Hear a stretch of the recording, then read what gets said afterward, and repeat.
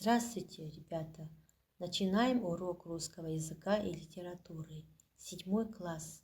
Учитель Кирмамбетова Ахтолкын Сағантаевна. Сегодня мы продолжим изучать раздел «Здоровый образ жизни. Спорт и еда». Тема урока – как употреблять в речи имена существительные общего рода.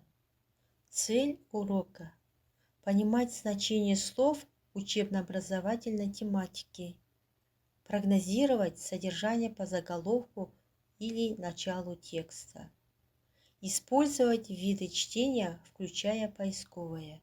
Ребята, обратите внимание на эти три предложения.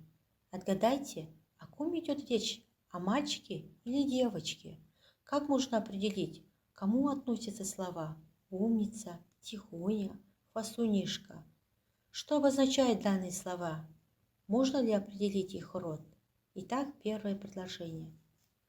«Умница», — сказала бабушка внуку. Тихоня не торопился домой. Наша Маша — хвастунишка. Теперь, ребята, обратите внимание на первое предложение. «Умница», — сказала бабушка внуку. Данное предложение — существительное внук мужского рода, поэтому умница мужского рода. Тихоня не торопился домой. Тихоня мужского рода, потому что употреблено сказуемый глагол мужского рода. Наша Маша – хвастунишка. Хвастунишка женского рода, потому что Маша – лицо женского пола. Умница, тихоня, хвастунишка, работяга, чистюля – слова общего рода. Это имена существительные с окончанием «а», «я», которые относятся и к мужскому, и к женскому роду. Такие существительные называются существительными общего рода. Существительные общего рода относятся к мужскому роду, если обозначают лиц мужского рода, и относятся к женскому роду, если обозначают лиц женского рода. Такие имена, то есть эти существительные, которые мы можем употребить и в женском роде, и в мужском. То есть можем употребить и девочки, и мальчика. А сейчас, ребята, я вам предлагаю вот такую словарную работу.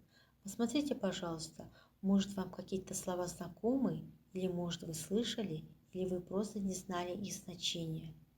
Ябеда – мелкий донос, клевета – тоже что ябедник. Тихоня – тихий, смирный человек. Соня – любящий много спать. Плакса – тот, кто много и часто плачет. Лежебока – лентяй, бездельник. Непоседа – очень подвижный, беспокойный ребенок. Забияка – тот, кто любит затевать драки, ссоры. Неряха – неряшливый человек, неаккуратный. Белоручка – тот или та, кто боится грубой работы. Ребята, я думаю, что эти слова в ваш адрес никто никогда не скажет. А теперь выполняем задание самостоятельно. Найдите и подчеркните имена существительные общего рода, определив их род. Непоседа Лека вертится целый день около меня. Какая ты неряха, Света. Сережа просто молодчина. Ира – удивительная забияка. Костя – настоящий плакса. Я такая растеряшка. Марина – удивительная тихоня. Моя сестра такая умница.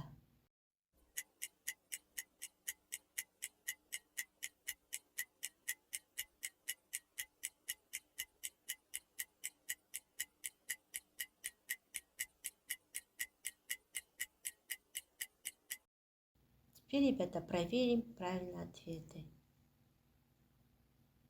Молодцы. Следующее задание. Рассмотрите облако слов. Найдите существительные общего рода, то есть находите слова существительные общего рода.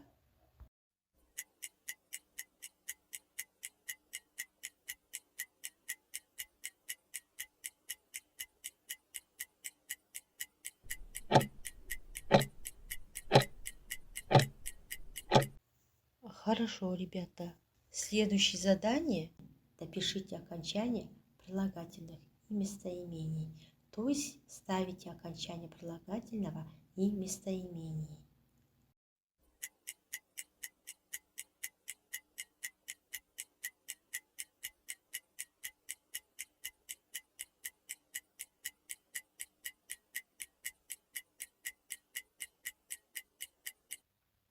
А теперь, ребята, проверяем правильные ответы.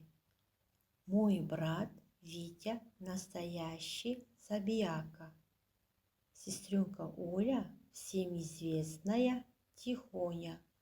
Этот маленький непоседа не мог сидеть спокойно.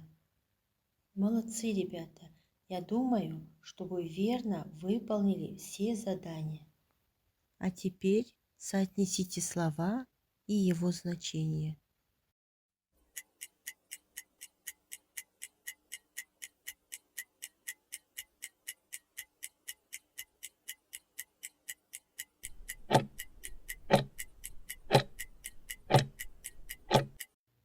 Молодцы, ребята! Я надеюсь, что все задания выполнили верно. А теперь работаем по тексту, то есть спиральное чтение.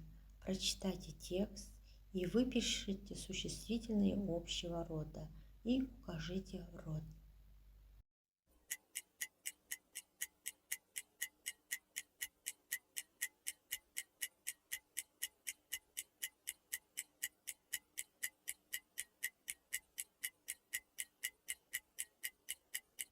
Проверяем, как вы справились с заданием. Ребята, мне нужна ваша помощь. Я уже устала от Незнайки. Даже не знаю, что с ним делать. Он стал таким зазнайкой и хвастунишкой. Все жители цветочного города считают его невежей. А недавно Кнопочка мне сказала, что я стала такая плакса. Думаю, во всем виноват этот сносный коротышка. Еще хочу поделиться с вами своими планами на будущее. Я решила стать преподавателем, чтобы обучить нашего Незнайку хорошим манерам.